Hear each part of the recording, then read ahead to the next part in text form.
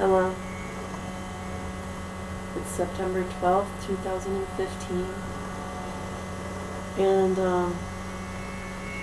I just wanted to talk about some of the truths that I'm realizing about existence. And one of them is that it seems, for me anyway, that life is about staying in the peace, and I only have peace when I am not believing lies.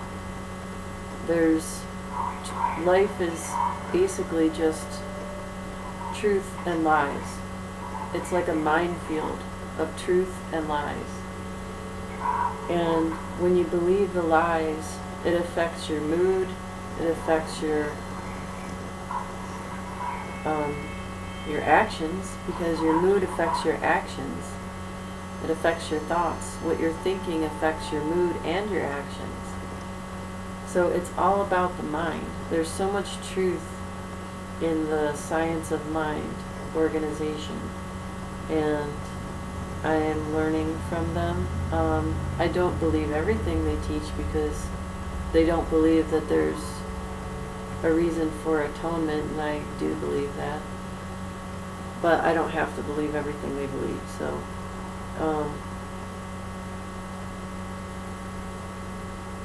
it's like no church has the total truth. I've never seen one church have all the truth. I've always found lies because they're organizations. They're not perfect.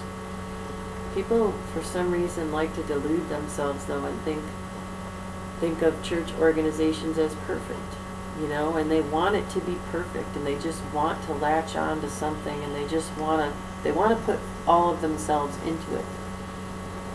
But there's a huge problem with that, because as long as we're on earth, these organizations are not going to be perfect. Or maybe there is one out there, I don't know, but we have to take a step back and see exactly what does this organization believe, and then analyze each belief, and then realize, do I agree with that? Do I agree with every single belief? And know where we stand and take a stand. Don't just give in just because, well, it's an organization. That's the same as peer pressure. That's a group. Just because it's a group, just because the multitudes are saying something, you're going to believe it? That's dangerous. And, I suffer when I believe lies. And I was suffering like this yesterday. I was having a really hard day, and there's just a lot of,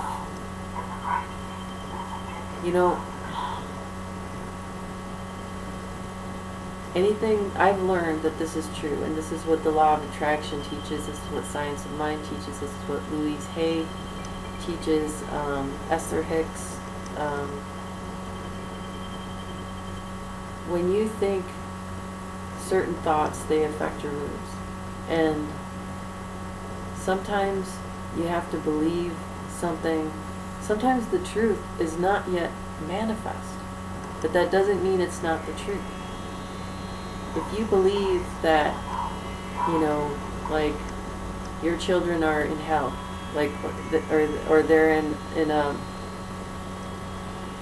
terrible situation, and even though in the natural it may look like that is the truth, but when you believe that, how does that make you feel?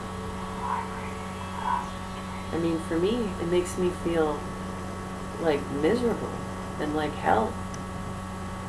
So I have to believe the truth, and I have to elevate my mood, and I have to be at peace, and I have to be happy, because that's how I am most used by the Holy Spirit. That's how I can have an effect for the positive on society when I'm happy and at peace.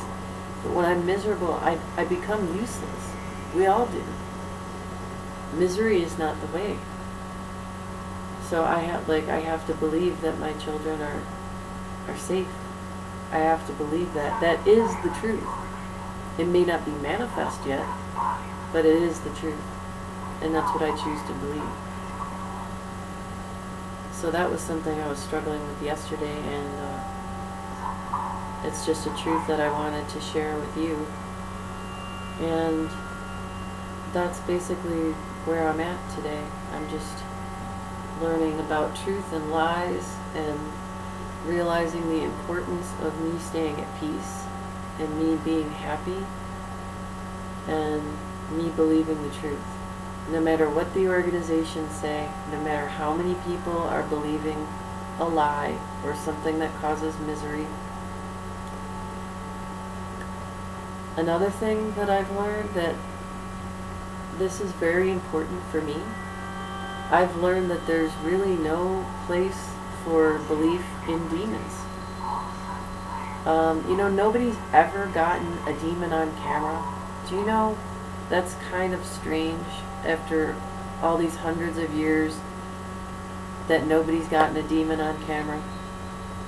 Nobody's ever physically seen a demon. There's people that say they've seen them, but there's no proof that they've seen them. And really, they didn't see them with their physical eyes. And for me, the belief in a bunch of invisible monsters is a very negative thought. And how does that make you feel? That makes me feel miserable and scared. That belief only invokes fear. And like I've said, the Bible's been rewritten millions of times and by so many different people. It's passed through so many different hands. It's an ancient book. So who's to say if demons were even ever, really in the Bible? But personally, does that belief help me in my life? Does it help me to serve better, to be a better person? No. At least not at this time. Maybe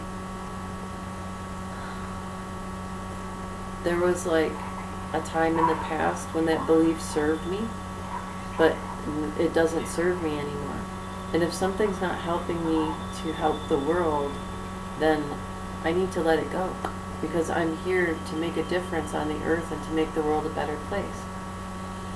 And there's also, it's kind of like an addiction to constantly be casting out demons and rebuking demons.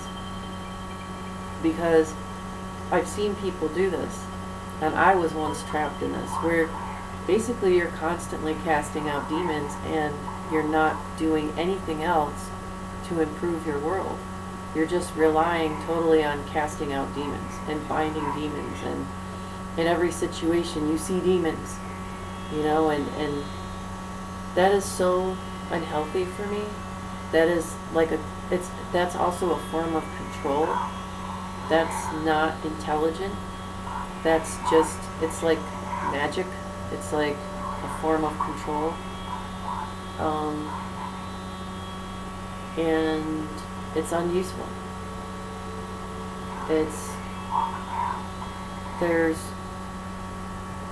We have to keep our sanity on this earth. I have to keep my sanity on this earth, and I know that to keep my sanity, I have to deal with what is real and what works. And the fact is, there's intelligent ways to solve a problem that don't involve demons. Intelligent things like, time management or self-control or wise decisions. A lot of people blame drugs or smoking on, I have a demon, Okay, so how does that help you solve the problem? And most people have tried binding the demon. Did it work? Did you stop smoking? What it boils down to is that you have the power. There's not invisible monsters that have power over you. That is so unhealthy. We have the power. We have been given the power. God gave us power from the beginning to make decisions. And life is about decisions. It's not about demons, it's about decisions. And when you make a decision to pick up a cigarette, you can make a decision to not pick up the cigarette. And the more you make that decision to not pick up the cigarette, the easier it gets. And that's the truth of it. That's the truth. And it's that way with everything. It's decisions. What is your decision going to be? Like, I've had to decide to be happy. Every single day I have to decide to be happy. You may wonder how I can be happy given my past, which I've talked about in my About Me section. It's not easy, I will say. It's been work, it's been hard work, it's been effort, but it's mainly a decision.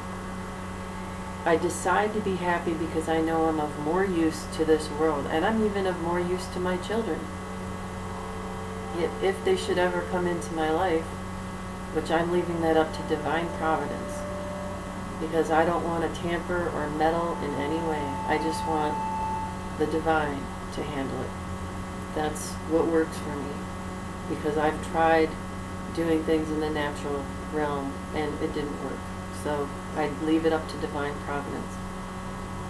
But what good am I going to be if they come into my life if I'm miserable? You know? So I decide to be happy. I decide to be used in this world. And when I'm miserable, I can't be used. I'm useless. So anyway, I strive to be as happy as I possibly can every single day. I reach for it. It's worth the effort. So that's pretty much all I have to say. You have a great day. God bless you.